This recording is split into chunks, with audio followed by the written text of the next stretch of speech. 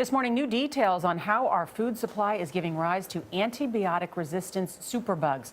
Consumer Reports spent 3 years examining the risk from routinely feeding animals drugs. At least 2 million Americans get antibiotic-resistant infections each year, with 23,000 deaths. Urvashi Rangan is Director of Consumer Safety and Sustainability at Consumer Reports. Urvashi, good morning. Good morning. Okay, first of all, how does this these superbugs end up in our meat? Traditionally in agriculture here, we feed low levels of antibiotics to healthy animals on a daily basis. And what that does is instead of the antibiotic killing a bacteria like it would in an infection, you're actually teasing the bacteria. And some of those bacteria survive, they mutate to become resistant to those antibiotics and being killed by them. Later on, as the animal breeds that, sheds it, it goes into fertilizer, manures can contaminate the meat. If we get exposed to those bacteria and get infections, it makes antibiotics more difficult to treat those illnesses when we get them. The more resistant these bugs get, the more difficult they become to treat. And these days, we have 23,000 deaths a year now as a result of antibiotic-resistant infections. So you did some testing to see how much superbugs were in the meat. What did you find? That's right. In poultry and meat. We've looked at a number of different meats, ground beef, shrimp, chicken, and turkey. And we find high rates of superbugs, that is, bugs resistant to 3 or more classes of antibiotics in all of them. Now, we did look at samples that were produced with antibiotics and those produced without. In most cases, you start to see significant differences in the rates of superbugs and other resistant bacteria.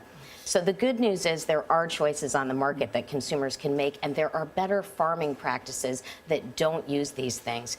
We use antibiotics for growth promotion and disease prevention, and while that sounds good in farming, in people, we would never, for example, in schools, give kids low levels of antibiotics every day to promote their growth or prevent disease. It's completely ludicrous we do that in animal agriculture. And the problem begins here when they give the antibiotics, the low-level antibiotic, to healthy animals. That's right. The problem is these low levels in healthy animals that essentially tease the bacteria almost to become more resistant to them. As you said. So how do you label against this?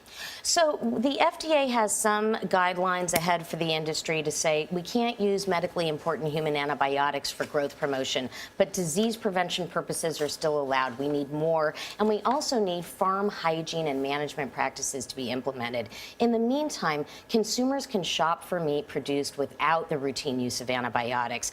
Raised without antibiotics is one good claim. Organic, certified humane, animal welfare approved, American grass-fed certified. All of these programs are certified label programs with verification that are looking at all of these practices on the farm to make sure we're minimizing drug use routinely in animals and implementing better farm hygiene. So you don't Really have to give up a important good burger or a filet mignon with béarnaise sauce. Just be careful about where you buy it and what's in it. That's right, and make sure you cook it thoroughly. Okay, got it. And light on the béarnaise sauce. Thank you. Thank you, Urvashi Thank you. Rangan. Béarnaise sauce still available. To learn more about which chain restaurants allow antibiotics in their food supply, go to CBSThisMorning.com.